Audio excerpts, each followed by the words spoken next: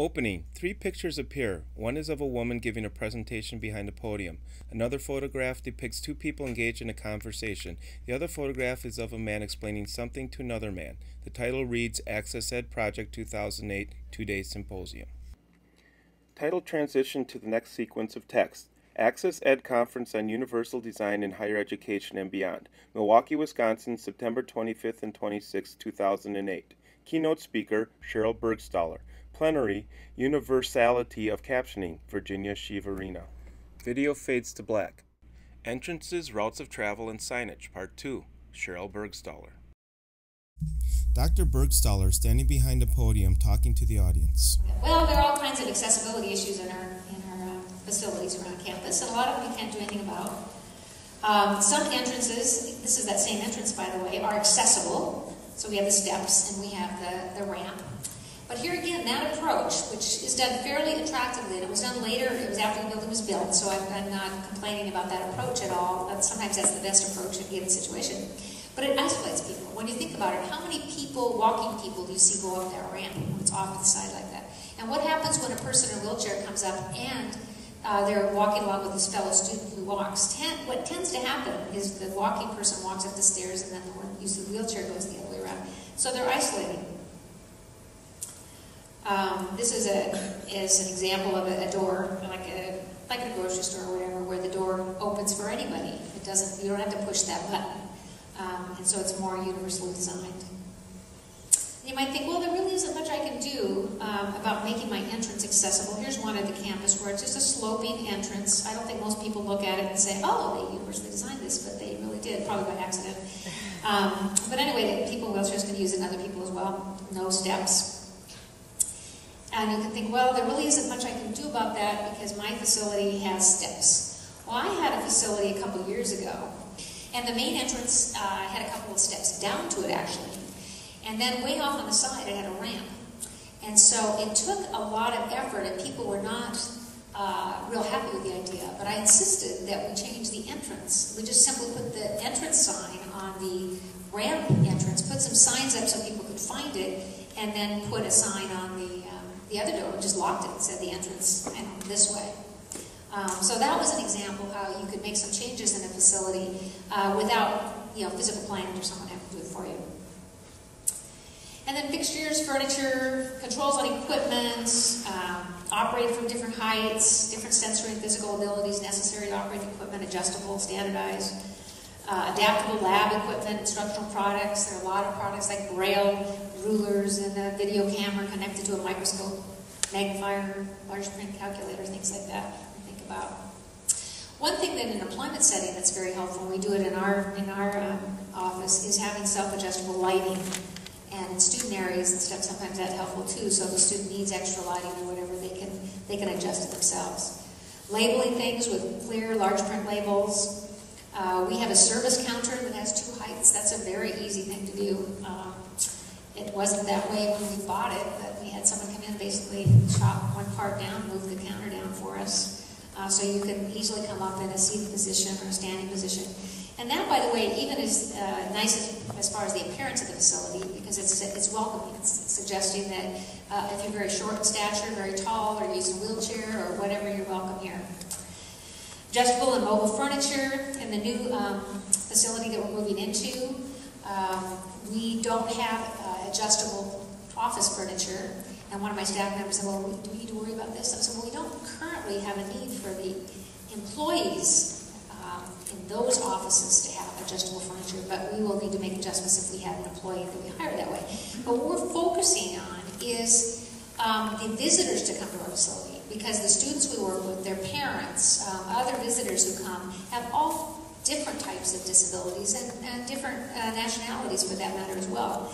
So we need to make sure that for visitors we're fully accessible, and then somewhat accessible for our employees, but then be ready to respond quickly if we need to make the facility more accessible. The other thing is furniture that allows flexible grouping. Sometimes in our auditoriums, everything's stuck to the floor, and you can't form a group.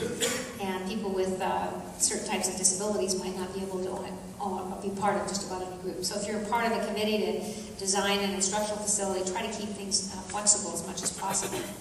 Mirrors above demonstrations, sound-activated lights, all sorts of different things.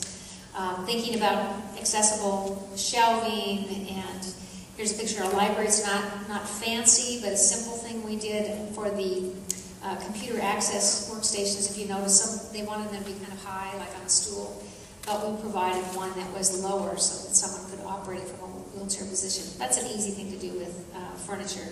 And there are all kinds of products. I like this one, left and right-handed scissors. And then thinking about safety, minimizing the risk of injury by keeping space uncluttered, non-skid walking surfaces. We are talking about emergency systems with visual and auditory warnings, and clear and large print emergency signs. This emergency sign always makes me wonder. You see them all over the place, but in case of fire, do not use elevator, use stairs. And then of course when you get to the elevator, it says, don't use the elevator in case of a fire, okay? So you got signs both places. So what is a person who can't use the stairs supposed to do? The only answer I have to that, and is what we've done when we're in facilities where this is the case, is meet with your people from your fire department and your risk management on your campus or whatever. Come up with some kind of evacuation plan for that specific student or someone. Do you have something to comment on that? Well, there's a evacuation chair now available, and we put them in the stairwells. Great, an evacuation chair that you can get. Great. At our facility, all of the buildings have safe zones at the top of stairwells with calls to emergencies. So in case of fire, a person in a wheelchair goes in there, calls security and says, I'm at the top of the stairs in this building. And when the fire department gets there, they come up and rescue them. Great. Any other solutions to that? That's kind of what we do when we have the kids in the summertime in the dormitories. We also, but this is just kind of tailored to our particular program, we also give them a help sign to put in a window. And I think it mainly gives them more feeling of security with the stick-em on it. And so they did get stuck in a room somewhere and they can't see their way out, but they think they're safer staying there. Of course, we always encourage them to have a cell phone too, but to put that up on the window just as an extra precaution. When we go, we take a lot of kids with disabilities around campus, and sometimes we're in the dorms or whatever. One of the things we give them is these whistles. Have you ever seen these whistles that are for, I think they were designed by the Navy or something. They're for rescue, search and rescue. They're really loud. And for our kids who have mobility issues, we encourage them to have that whistle with them so that they can get somebody's attention, kind of another thing as far as safety. I carry one around too, by the way. Just to show you what the process is like when we first started this evacuation, our facilities manager said that we would just make sure that all of the students with disabilities only had rooms on the first floor of the dorms. I said, what if they want to visit a friend who lives upstairs? That's right. That's right. You're going to say, no, you can't go upstairs? Yeah. And what if mom has used a wheelchair? She's just visiting, you know. And so, yeah, so there's a lot of issues on that. In publications and information technology to make sure that they're reachable from standing or seated position. Publications in multiple formats, images and content welcoming and understandable. Kind of talked about signs a little bit. I put this description of the sign over on the right-hand side of the screen, only that there are just all kinds of details that you look at when you're developing a tactile sign that you put on it.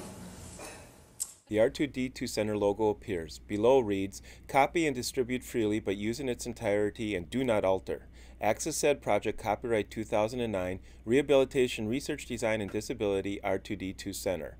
Please visit us at access-ed.r2d2.uwm.edu. The Access Ed project is supported in part by the U.S. Department of Education's Office of Post-Secondary Education, PR Award number P33A050090. The Access Ed documents contained in this video are those of the grantee and do not necessarily reflect directly on the U.S. Department of Education.